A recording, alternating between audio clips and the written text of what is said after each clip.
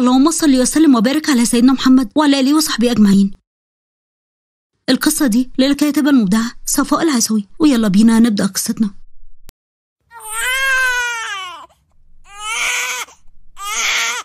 في يوم من الأيام في ظلال الليل في أرض زراعية في قرية شهاب كان في صوت بكاء طفلة رضيعة كانت لابسة معطف أحمر وكان في وحمة على دراعها اليمين. كل سكان القرية صحي على صراخها. اتقدم رؤوف وأخذ الطفلة. مالكم يا جماعة؟ ليه الكل بيضرب كف على كف ومحدش عايز يتقدم؟ وليه محدش عايز ياخد البنت؟ احنا منعرفش أصلها من فصلها، ناخدها ليه؟ أحسن تجيب لنا بلوى، احنا مش ناقصين. وكلهم مشيوا. أخد رؤوف الطفلة لزوجته. الطفلة دي لقيتها في الشارع، ايه رأيك نربيها مع العيال؟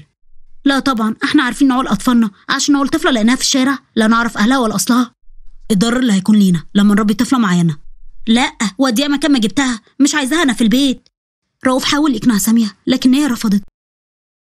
فرؤوف أخد الطفلة وسابها مكانها، وبعد ما ساب الطفلة صوت الرضيعة بدأ يعلى، لكن محدش من أهل القرية أخدها وسابوها في الشارع وقفلوا الشبابيك بتاع بيتهم عشان ما يسمعوا صراخها.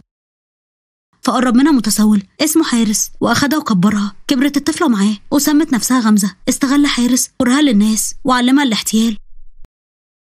وفي مرة من مرات سرقت محفظة شاب وهي بتجري منه. وقف قدامها شاب وسيم اسمه سليم. اللي انت عملتيه ده صح؟ ليه بتسرقي؟ انت مين وعايز مني ايه؟ انا اللي هخرج من الظلام ده. اتكل على الله وابعد عني وما تخلينيش بقى اشوفك تاني، بلا ظلام بلا ما ظلمش. سليم اخد المحفظة منها. مش هسمح لك تعملي الغلط قدام عيني واسكت لك. بتعمل ايه يا بني ادم انت؟ هات المحفظة. غمزة شافت الراجل اللي سرقته بيقرب منها.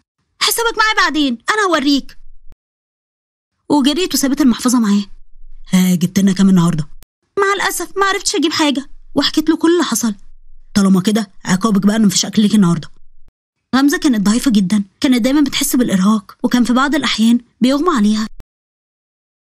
وراحت شارع مزدحم قربت من راجل عشان تسرقه. نفس الشاب وقف قدامها. هو انا مش قلتلك ما تسرقيش؟ مش بتسمعي كلام ليه؟ ايه موضوعك معايا بقى يا ابني؟ عايز مني ايه؟ انت بتمشي ورايا ولا ايه؟ انا اللي هخرجك من الظلام ده كله ومش هسيبك. انا مش عارفه انت اتحدفت عليا من اي مصيبه، لكن لو شفتك مره تانية مش هيحصلك خير. انا همشي دلوقتي لكن مش هسيبك لظلامك، لكن قبل ما امشي عايز اقولك لو احتجتيلي هتلاقيني. ومشي وسابها. ايه موضوع الواد ده؟ عايز مني ايه؟ امشي وراه واشوف قصته ايه. فمشيت وراه من غير ما يحس بيها. اصحاب سليم كانوا مستنيينه على اول الشارع، واول ما قرب منهم كلهم قعدوا يضحكوا. قريب قوي البت المحتله دي هتصدقني وهنلعب بيها كوره زي ما انتوا طلبتوا. بقى كده هتلعب بيا؟ تمام العب، اما نشوف هتلعب ازاي. تفتكر ان بسهوله دي هتعرف تلعب بيا؟ اما خليتكش تندم على تفكيرك ده ما بقاش انا غمزه. غمزه اتعمدت انها تروح نفس المكان اللي بيشوفها في سليم، ولما شافها منعها زي العاده. هو انا مش قلتلك قبل كده ما تسرقيش تاني؟ انت ايه ما بتسمعيش الكلام ليه؟ عيطت غمزه. انت فاكر ان انا حابه اللي انا بعمله ده غصب عني؟ انت عارف لو ما عملتش اللي بعمله ده عارف هيتعمل فيا ايه؟ اكيد مش عارف. انت بمنعك ليا ده بتخليني اتعاقب من حارس. وحكيت له قصتها. اتعاطف سليم معاها. ما كنتش عارف ان كل ده بيحصل لك، انا اسف بجد اسف. بص انا هساعدك، انا هديلك كل يوم مصروفي، مش هخلي الراجل اللي اسمه حارس ده يأذيكي بسببي. وفعلا كل يوم كان بيديها مصروفه، والحال ده استمر لشهور. وتعلق سليم بغمزه. وفي يوم من الايام قال لها غمزه انا عايزه اعترف بحاجه، انا معجب بيكي قوي. تعرف عني ايه عشان تعجب بيا يا سليم؟ من غير ما اعرف حاجه انا اتعلقت بيكي. طالما وصلنا للنقطه دي يبقى نبقى صراحه مع بعض. بص يا سليم، انا هحكي لك حكايتي من وانا طفله صغيره. وانا طفله في اللفه لقاني حارس في الشارع، اخدني ورباني وكبرت معاه. اتعلمت ان الرحمه ضعف، وان البشر وحوش، وان العيله وهم. اتعلمت ازاي ادافع عن نفسي. كنت بمارس الرياضه مع نفسي بشكل يومي. كنت بشتري بقى من الفلوس اللي باخدها من حارس كتب مدرسيه مستعمله واقرا فيها. علمت نفسي بنفسي من ورا حارس. اي حاجه كان بيقولها حارس كنت بنفذها من غير اي نقاش، لان هو عيلتي. ياه ازاي عشت كل ده؟ ده انت جبل. سليم انا سمعت كلامك مع اصحابك عني، وانا مصدقنك فعلا اتعلقت بيا، لكن مع الاسف انت لعبت عليا وانا لعبت عليك. يعني انت كنت عارفه يا غمزه؟ انا اسف، انت اللي حصل وهنبدا من جديد. ما ينفعش، طالما البدايه غلط ما ينفعش نستمر فيها. لكن عايزه اقول لك حاجه، انا اتاثرت بيك وما بقتش عايزه ارجع لحياه حارس. بصي سيبي حارس ونهرب انا وانتي، ايه رايك؟ مع الاسف ما ينفعش، ما بقتش اثق فيك. انا استغليتك وخدت فلوسك عشان انا ما اتربيتش ان حد يستغلني واسكت له عادي. ده بقى كان عقابي ليك. سليم انا مش عايزه اشوف وشك تاني، دي اخر مره بقى اشوفك فيها. سليم حاول معاه كتير لكن بدون جدوى، وسابته غمزه ومشيت. غمزه قعدت في الشارع بعجز. هعمل ايه دلوقتي؟ اروح فين واجي منين؟ وقف قدامها شيخ كبير. مالك يا بنتي قاعده في الشارع كده ليه؟ الكل سابني يا شيخي، ماليش مأوى، مش عارفه اعمل ايه ولا اروح فين. مش فاهم قصدك يا بنتي، احكي لي قصتك. فحكيت له غمزه حكايتها، فتأثر الشيخ. عايزه ارجع من الطريق المظلم، لكن مش عارفه ازاي. شكلي كده ماليش طريق عوده ألجأ ليه. كل طريق مظلم ليه مخرج، انا هساعدك يا بنتي. هتساعدني ازاي يا شيخي؟ الناس شايفيني وباء، الكل استغلني. قرب مني شاب وقال لي هخرجك من الظلام، طلع ان هو كان عايز يستغلني. مفيش حد بيساعد حد يا شيخي، ازاي اخرج من الطريق ده؟ لا هيسيبني حارس ولا الناس هتسيبني. مع الاسف انا ماليش مخرج للعوده. ما تقوليش كده يا بنتي، بصي انا عندي مكتبه صغيره، تعالي اشتغلي معايا ورزقنا على الله. طب وعايش فين؟ محلوله يا ست الكل، في اوضه صغيره في العماره اللي انا عايش فيها. الاوضه فاضيه مفيش حد ساكن فيها. اشتغلي في المكتبه وادفعي ايجار الاوضه وهديلك مرتبك مقدما عشان تأجري الغرفه. ايه رايك؟ الحلول بتبقى بسيطه، لكن الصعب هو الاصرار انك تستمري في الصح. انت بتتكلم جد يا شيخي؟ انا مش عارفه اشكرك ازاي. ده واجب عليا يا بنتي، واجب علينا كلنا ان احنا نساعد بعض. وراحت مع الشيخ وعاشت في الاوضه واشتغلت في المكتبه. يا بنتي اقراي الكتب اللي في المكتبه وانت قاعده كده. الكتب يا بنتي هي النافع في الحياه وسلاح الانسان. خدت غمزة بنصيحة شيخها واستمرت انها تقرأ في الكتب اللي موجودة في المكتبة. اتعلمت حاجات كتير، لكن اكتر مجال لقت نفسها فيه هي الكتب الخاصة بالطب والتمريض. اتعرفت غمزة على اهل الحي واصبحوا عائلة واحدة. وفي يوم من الايام دخلت وفاء على غمزة المكتبة. يا بنتي ابني مغلبني قوي، مش عايز يذاكر، مش عارفة اعمل معاه ايه. هو بيحبك قوي، تبقي تكلميه يا بنتي وخليه يشوف مصلحته. هكلمه لك وهساعده في المذاكرة، ما تقلقيش، هشدلك ودانه. مالي كده تعبانه ليه؟ مش قادره اقف. اوعى يكون نوبه السكر جات لي مره واحده. واغمى عليها. طنط وفاء الحقوني، حد يلحقنا. الناس اتلمت عليها. حد بيعرف يدي حقن؟ حد يدي حقنه بسرعه. الناس كلهم قالوا لا ما نعرفش. اتقدمت غمزه واسعفت وفاء وحقنتها حقنه انسولين زي ما اتعلمت في الكتب. فاقت وفاء. شكرا يا بنتي، انقذتي حياتي، مش هنسالك المعروف ده ابدا. ولما رجعت وفاء لبيتها حكت لجوزها سيد اللي حصل وطلبت منه يشغل غمزة في المستشفى معاه كممرضة. ابعتيها المستشفى واشوفها كده فاهمة في التمريض ولا لا. راحت وفاء لغمزة واديتها البشرة. وغمزة اتوظفت في المستشفى كممرضة. لقيت صعوبة في المستشفى في البداية، لكن اثبتت نفسها والمرضى كانوا بيحسوا بالراحة معاها. اشتغلت غمزة في مكتبة شيخها وفي المستشفى واشترت بيت خاص بيها بدل الغرفة. طورت نفسها واخدت كورسات تخص مجال التمريض واطلقوا عليها في المستشفى ملاك الرحمة. اعجب بيها دكتور شاكر، هو من المستشفى، وفي يوم اعترف لها: غمزة من اول ما جيتي المستشفى وانا اعجبت بيكي وزاد اعجابي بيكي بعد ما طورتي نفسك. غمزة انا بحبك وعايزه اتجوزك. انت فاجئتني، انا مش عارفه اقول لك ايه، لكن انت ولا تعرف اصلي ولا فصلي. ما يهمنيش عيلتك مين، ولا يهمني الاصل ولا حتى الفصل. اهم حاجه عندي انت. حتى لو قلت لك ماليش عيله واني كبرت في الشارع. بتقولي يا غمزة؟ الهزار في المواضيع دي مش مقبول. غمزة ابتسمت ابتسامة خيبة أمل وسكتت. الهزار في المواضيع دي فعلا مش مقبول. دكتور شاكر، أنا مش بحبك، مع الأسف مش ببادلك نفس الشعور. أنا بحب حد تاني. إيه بتحبي حد تاني؟ إزاي؟ يعني إحساسي كان وهم؟ مع الأسف وهم، إحنا أصدقاء وبس. وسابته ومشيت. والدكتور قال لنفسه: لا يا غمزة، مستحيل يكون إحساسي غلط، أكيد في سبب كبير لرفضك ده. يا ترى إيه هو السبب؟ أنا شفت في عيونك نظرة الإعجاب. غمزة بعد كده اتعاملت معاه كأنهم أصدقاء عمل وبس. شاكر ما قدرش يستحمل المعامله دي، وفي يوم غار عليها لما شافها بتتكلم مع الممرض اللي اسمه هشام، فشدها من دراعها وسط الكل. انتي رفضتيني واخترتي ده ليه؟ ايه هي الميزه الموجوده فيه وما لقيتهاش فيا؟ شاكر ابعد عني، عايز مني ايه؟ مستحيل يبقى في حاجه بيني وبينك، فهمت؟ اتحرك جدا وجرح كبريائه. فهمت ومش هكررها تاني. وقرر بقى انه يبعد عنها. مش عارف ليه الدكتور شاكر فهم ان في علاقه بيني وبينك. انا اتسببت لك في متاعب، بجد انا اسف. ما تشغلش بالك، كويس ان حصل كده. استمرت غمزة تشتغل في المستشفى وكانت دواء لكل من له داء، لحد ما في يوم من الأيام اقتحم شاب مدمن المستشفى وكان معاه سلاح. أنا عايز دواء مخدر حالا، لو ما اديتونيش هعزيكم كلكم. كل اللي في المستشفى اتصاب بالذعر والخوف، والكل كان بيهرب من الراجل ومن المستشفى. غمزة جت من ورا الراجل وحقنته حقنة مهدئ وانقذت الجميع. انتي جننتي؟ انتي عملتي ايه؟ لو كان الراجل اذاكي هتعملي ايه؟ وانا هعمل ايه من غيرك؟ مش هينفع الحال ده يا شاكر، تعالى معايا كده، لازم اصرحك بالحقيقة. حقيقتي دي انا مش هلاقي حد زيك، لكن مع الاسف. لكن ايه؟ كملي كلامك، سكتي ليه؟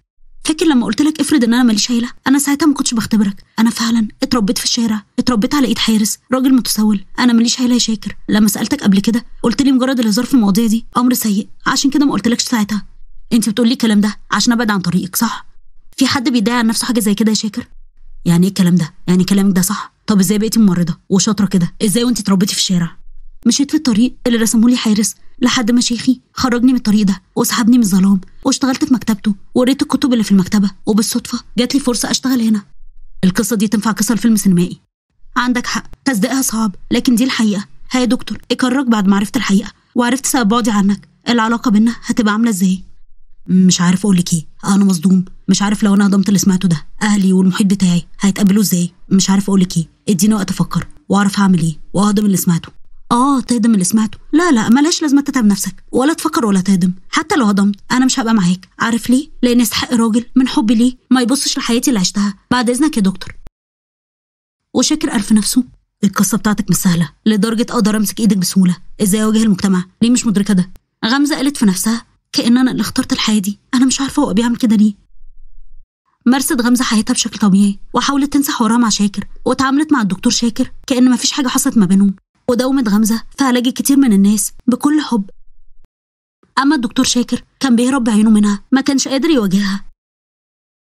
لحد ما في يوم جه المستشفى مريض شغال مع حارس اتعرف على غمزه، فبلغ حارس بوجودها في المستشفى. بدأ حارس يراقب المستشفى واستنى لحد ما بقاش في حد، فقطع طريقها. فخافت غمزه، ايه ده؟ انت لقيتني ازاي؟ حاولت تهرب منه وحاولت تصرخ، فحط ايده على بقها.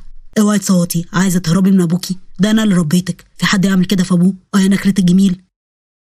في الوقت ده شافها الشيخ وجري عليها وحاول ان هو ينقذها. سيب البنت، سيبها. بقت حارس عن غمزه. مين ده؟ انت مين عجوز انت؟ تعرف غمزه منين؟ غمزه صوتت والناس اتلمت عليهم. ايه اللي انت عملتيه ده؟ لميتي عليا الناس، بقى تعملي فيا انا كده؟ فاكره انا اسيب اللي عملتيه ده من غير عقاب؟ وحارس زق الشيخ، فالشيخ وقع على الارض وبدات راسه تنزف. هرب حارس. حاولت غمزه توقف النزيف وتسعفه، والناس اتصلوا بالاسعاف. اخدوا الشيخ للمستشفى. انهارت غمزه وحاول شاكر يهديها.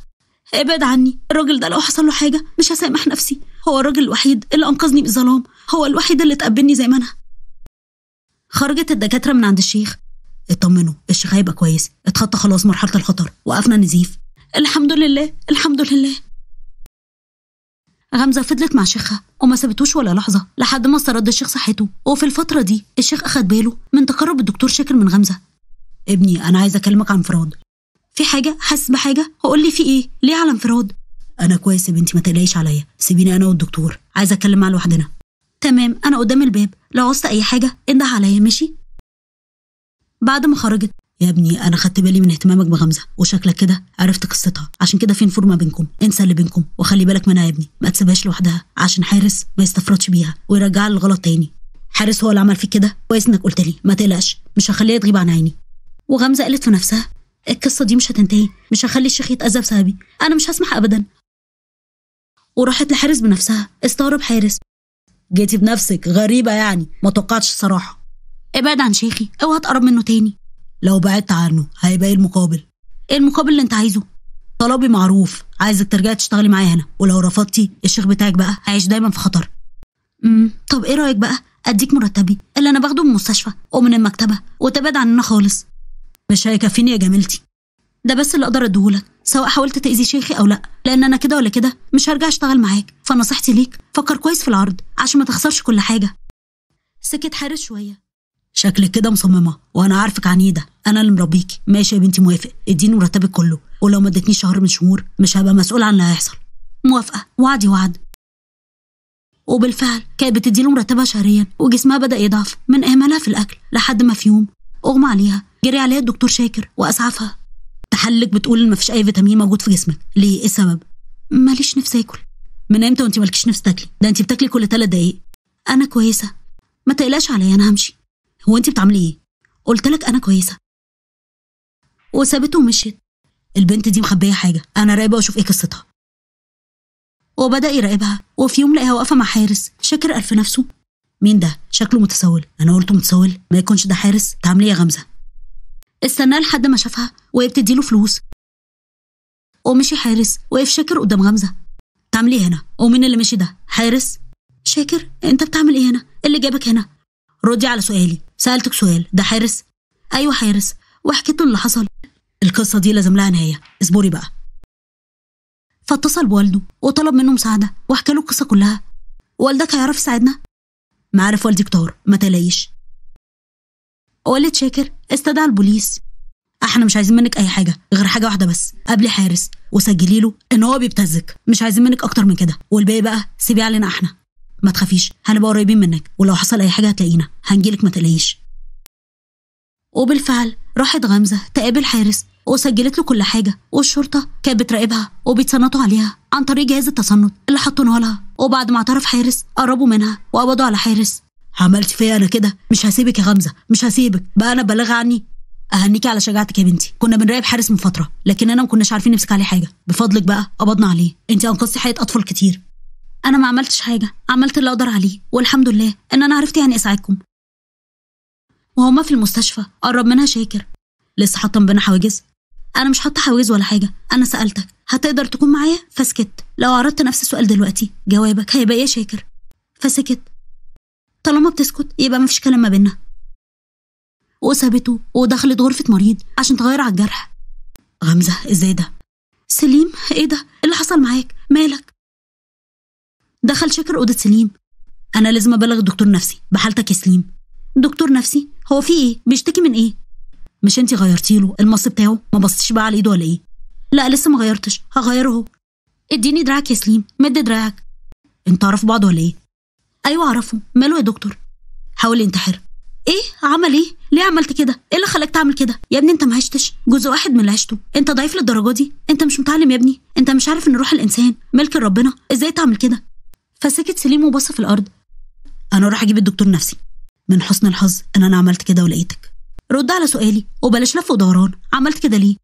لاني وحيد، عيلتي في خناقه على طول من وانا طفل، كنت خايف عيلتي تنفصل. عندي اختين، الاتنين اتجوزوا جوازات مش مناسبه خالص عشان يربوا بيت. عمري ما كان ليا اصدقاء، مفيش حد كان عايز يصاحبني لاني خجول ومش واثق في نفسي. كانوا بيتريقوا عليا وبيتنمروا عليا، كنت بتحايل عليهم يخلوني يعني صديق ليهم، لحد ما في يوم قالوا لو عايز تبقى صديق لينا ان انا اقرب منك. كانوا بيتسلوا، وعشان اكسب ثقتهم وافقت، ويا ريتني ما وافقت. غمزه انا بحبك، من ساعه ما مشيتي حياتي باظت، محدش حس بيا غيرك.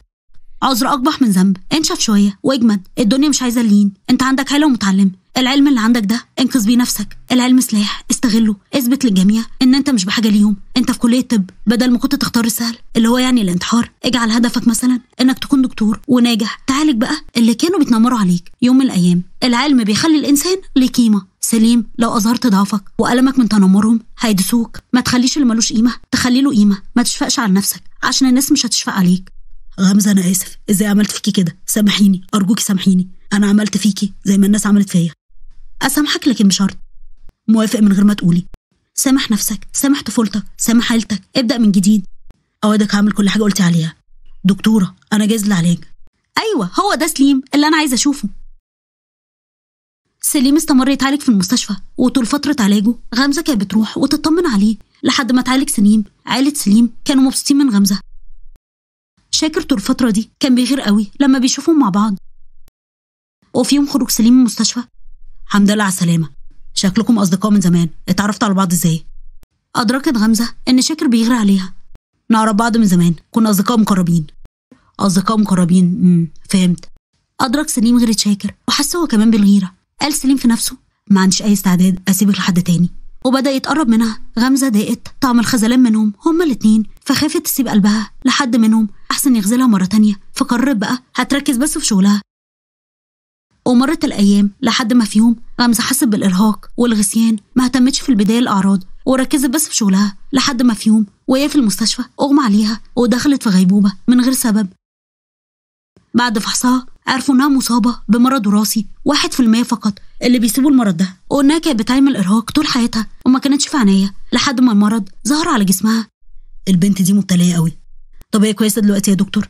ما فيش اي ضرر عليها دلوقتي، اسعفناها بسرعه، هتفوق من الغيبوبه خلال بس 48 ساعه. اطمنوا، لكن اهم حاجه لما تفوق تهتموا لصحتها وما ترهقش نفسها. يعني المرض اللي عندها ده وراثي وبيجي ل 1% من الناس، يعني 1% بس اللي هيتصابوا بالمرض ده. فنشر قصه غمزه كلها على موقع السوشيال ميديا لعله يعرف يوصل لعيلتها، وذكر كل حاجه حتى لبسها والوحمه اللي فيها، وصور المعطف الاحمر اللي كانت لابساه في طفولتها، ونشر مرضها وانه وراثي، وذكر اسم المستشفى. سليم حكى اللي عمله لشاكر وللشيخ كمان. انت عملت ايه؟ بصفتك ايه تعمل كده؟ انا شايف انه كويس قوي اللي هو عمله ده، من عالم مش ممكن نوصل لعيلتها. وبعد ما نزل الخبر بكام ساعة بالظبط جت ست غنية جدا للمستشفى وكانت بتعيط بحرقة وقربت من الدكتور شاكر. أنا جاية بخصوص البنت اللي عندها مرض نادر. أنا عندي نفس المرض، بنتي اتخطفت بعد ولادتها، ممكن تكون هي؟ ممكن طبعا، وعشان نتأكد نعمل تحليل DNA. موافقة طبعا، اعملوا اللي انتوا عايزينه. وبعدها فعلا عملوا التحليل واكتشفوا ان غمزة فعلا بنتها. غمزة بنتك؟ لكن ازاي ده حصل؟ الحمد لله بعد السنين دي كلها جمعت ببنتي اخيرا. ربنا لم شملكم. لكن ايه قصة غمزة؟ قبل ما ابدأ قصتي هعرفكم بنفسي. انا اسمي مريم، انا غنية، وجوزي اللي هو ابو غمزة غني جدا، ملناش اعداء. لكن قبل ما اولد غمزة كانت بتجيلنا اتصالات تهديد كل يوم انهم هيعملوا يسووا لو ما اديناهمش فلوس، ولو ما نفذناش طلباتهم هيبهدلونا. جوزي بقى ما اداش للتهديد ده اي اهميه، ما كانش يعرف انهم عصابه. كل اللي عمله زود الحراسه. وفي الوقت ده انا كنت على وشك ولاده، وجي يوم ولادتي في غمزه وخدني جوزي المستشفى وجبت غمزه وحطوها في الحضانه. ما كناش نعرف ان العصابه كانت بتراقبنا، وخطفوا بنتي من الحضانه عشان يساومونا. لما اكتشفنا انها مش موجوده بلغنا الشرطه، واكتشفنا من كاميرات المراقبه انها اتخطفت، واتدخلت الشرطه في الموضوع وعرفوا يحددوا مكان العصابه، وتعاقبتهم الشرطه وعرفوا الطريق اللي العصابه هتمشي منه وتعاقبوهم. ولما عربيه الشرطه قربت من العصابه وكانوا على وشك يمسكوهم، اتصدمت عربيه العصابه بعربيه حموله وولعت عربيه العصابه. كنت فاكره بنتي داخل العربيه، كنت فاكره ان فقدتها. ياه، معنى كده ان في واحد من العصابه اخد غمزه ونط من العربيه قبل ما العربيه تولع، واخدها وسابها في قريه شهاب. اكيد خاف ان البوليس يقبضوا عليه فساب غمزه ومشي. شكل ده اللي حصل فعلا. انا من ساعتها وانا بدور عليها، لا كنت باكل ولا بنام. جوزي زهق من الحال ده فطلقني وسافر واتجوز وخلف، وانا فضلت مستنيه بنتي. قصه تتعب القلب، سبحان من جمعكم. مريم فضلت مستنيه غمزه تفوق، ولما غمزه فاقت حضنتها مريم. حضرتك تعرفيني؟ بنتي حبيبتي. بنت حضرتك مين؟ انا مش فاهمه حاجه. مريم حكت لها كل حاجه. انهارت غمزه من العياط. غمزه ومريم فضلوا يعيطوا وهم حاضنين بعض لساعات طويله كانهم خايفين حد يفرقهم تاني. وخرجت غمزه من المستشفى وراحت الفيلا الخاصه بوالدتها. غمزه حست بسعاده ما حستهاش في حياتها، ما كانتش مستوعبه اللي حصل لها واللي بتعيشه. كانت خايفه يكون كل ده حلم. دقت طعم الامان وطعم العيله. وكانت بتروح غمزه زياره لشيخها كل يوم. اما علاقه غمزه بسليم والدكتور، في يوم سالها الدكتور شاكر: ما بقاش في اي مانع ان احنا نكون مع بعض؟ خلينا اصدقاء يا شاكر، لان ما ينفعش نكون مع بعض. ما اقدرش انكر وقفتك معايا، انت وقفت جنبي، لكن انت كسفت مني. ما كانش عندك الجراءه تعرفني على عيلتك وعلى مجتمعك. خجلت من حياتي مع انها مش بايدي. انا ممنونه جدا ليك على كل شيء عملته عشاني، لكن خجلك مني ساب شرخ كبير قوي في قلبي مش عارفه اداويه. ده قرارك الاخير. ما تكشرش كده، انت هتفضل بقى انسان غالي على قلبي. اتمنى ليك تكمل حياتك مع حد يستحقك وافضل مني. ودعته ومشيت. قابلها سليم: الحبايب كلهم شفتهم النهارده. مش هتسيبيني صح؟ سيبها للزمن يا سليم، خلي الزمن يحدد علاقتنا. في امل يعني؟ سيبها للوقت. انا عايزه اشبع من امي واعوضها بقى، عشان كده مش هينفع اخد قرار دلوقتي. سيبها للوقت. ودعته غمزه ومشيت، وقالت في نفسها: اتعلمت من اللي عشته حاجات كتير، لكن اهم حاجه اتعلمتها ان ناس كتير مش بتعرف قيمه الحاجه الا لما بتفتقدها، وساعتها لا بنعرف نرجع اللي فقدناه وبنخسره بقى للابد، لان مش دايما الحياه بتدينا فرصه تانية. وان مهما حصل السند الوحيد ليك في الدنيا دي هي عيلتك، اللي ملوش عيله زي شجره وحيد في صحراء امام مهب الريح. ولحد هنا خلصت القصه خالص، ويا رب تكونوا استفدتوا منها عبره. ولو عجبتكم القصه اعملوا لايك وشير واشتراك في القناه وتفعيل زر الجرس على كلمه الكل عشان يوصلكوا اشعار بكل جديد. بحبكم قوي، مع السلامه.